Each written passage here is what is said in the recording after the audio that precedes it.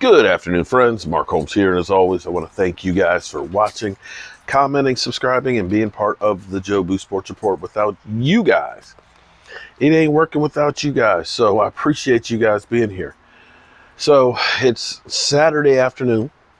It's fall. You can see the leaves behind me are beginning to change, and the seasons are flying by. The same can be said about the NFL season. It seems like it takes forever to get here. You know, we had the countdown clock, and maybe I should reset the countdown clock to the Super Bowl, which is really the end of the season. But it gets here and it goes by so fast. I mean, literally, tomorrow starts week 6. And there's nothing we can do about it but enjoy the time that we have. Now, a lot of people are already disappointed with the season and they're ready to just tune on out. Not me. I will watch every single game. I don't care if from here on out it ends up being that every one of them's a loss. I will watch every single one of them because I am a diehard fan, and that's, just the way it is. I want to see my team. Players get hurt. And that's the sad part about football. It doesn't matter what you do. You're going to lose players. It's inevitable. You will always lose players. We just have to deal with it and understand that it's just part of the game. So, as we go through this season, and knowing that we've lost, of course, Tyron Smith and Lyle Collins and now Dak Prescott, it's opportunities for other guys to shine. Lost in last week, of course, Dak Prescott being injured is somebody who was beginning to, turn the narrative on Tristan Hill.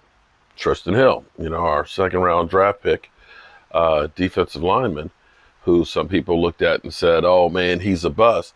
He was beginning to get playing time. Now, he had that gator roll, which, that play, and I'm sorry, that was cheap.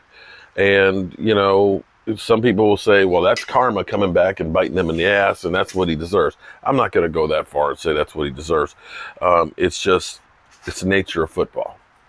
And you can say that, oh, it's karma coming back, because I actually saw somebody saying, Dak Prescott, it's karma, bitch. It's karma because you took Tony Romo's place. What? That was like going on 5 years ago, right? Karma's slow. Is that what you're saying? Anyway, because Tristan Hill's hurt, that means it's an opportunity for somebody else. Neville Gallimore, or Gallimore, however you want. Listen, I apologize, man. If you happen to hear this, I apologize, Neville. How about I just call you the Canadian bulldozer? Or how about I just call you a beast? How about Monday night, when you get your opportunity, you show us what you got. Because here's the thing. It's amazing how things work out. Timing is everything.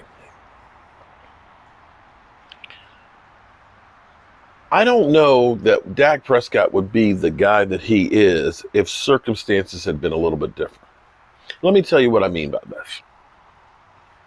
For Tony Romo, let me back it up further.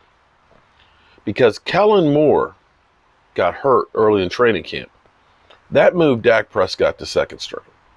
And this was actually key. Because the way things were going with the Dallas Cowboys was Tony Romo, being the veteran, didn't practice one day a week. And also he didn't play in preseason. So that made Dak Prescott get a lot of first-team reps and got him a lot of playing time in preseason that had Kellen Moore not gotten hurt, he might not have had. So when Tony Romo got hurt in that preseason game, Dak was already getting first-team reps.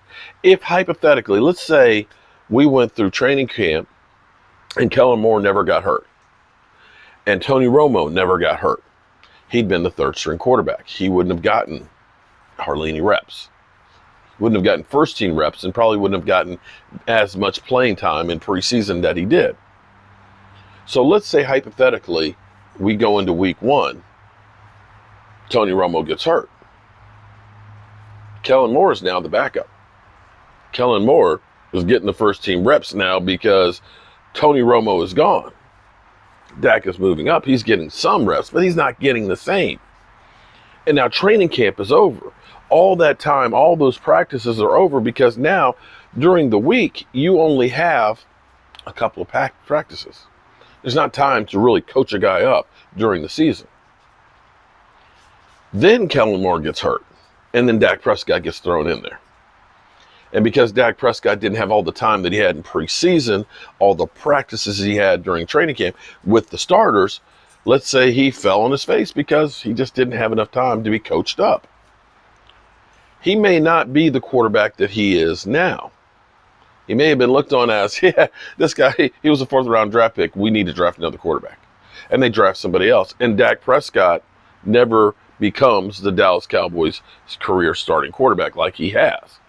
That was the circumstances that ended up being perfect to enable him to learn enough of the offense going into the season that he was able to take it to another level.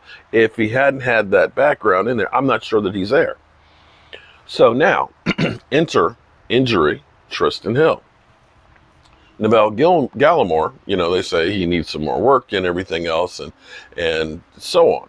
Kind of the same thing they said about Dak Prescott. We said, I remember like it was yesterday, I had actually tweeted at Mike Fisher, how's Dak Prescott doing? Oh, he's slow in his reads and everything. He looks like a 4th round drafted quarterback.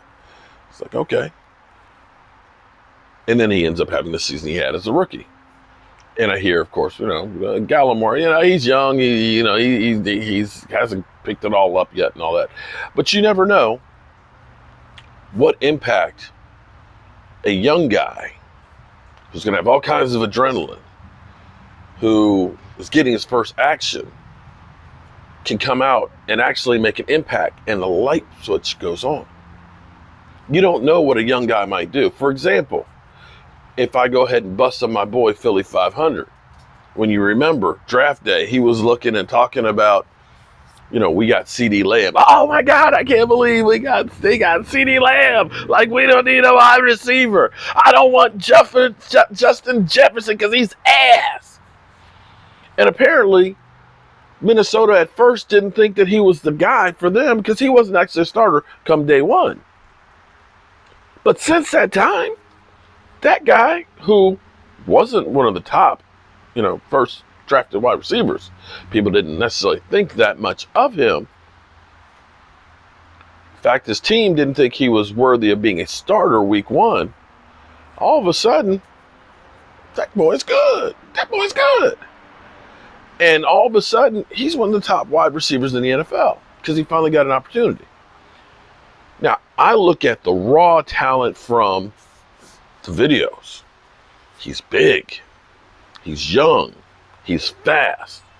He looked like he's a little angry or hangry or something or other. Looks like he wants to eat on a quarterback. He wants to feast on a quarterback. And I can't wait to actually see him on the field.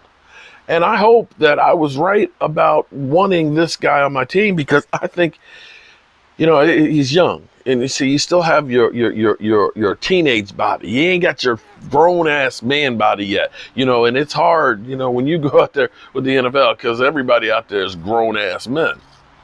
But I have a lot of faith.